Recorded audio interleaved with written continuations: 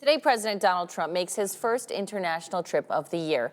He's traveling to Switzerland for the World Economic Forum, where he's expected to speak with NATO leaders about acquiring Greenland.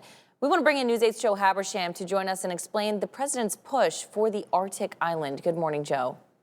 Hey, that's right. Good morning, guys. Now, the president has talked about obtaining Greenland since his first term in office back in 2019. But NATO leaders fear that more recent talks could be more realistic than ever after the takeover in Venezuela. So Denmark currently owns Greenland and has long rejected selling its Arctic island.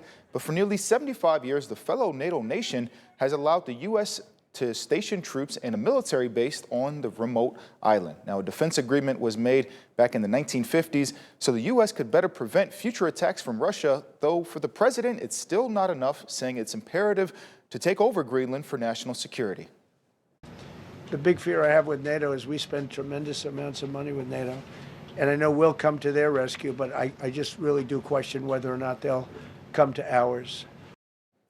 European leaders plan to meet for an emergency summit tomorrow to discuss the president's recent tactics. He also recently threatened a 10% tariff starting in the beginning of February on European countries who recently sent in troops into Greenland. Guys. Thank you, Joe. ABC News also reported overnight that Air Force One turned around mid-flight because of minor electrical issues. The aircraft landed safely in Maryland, and the president is back on his way to the conference.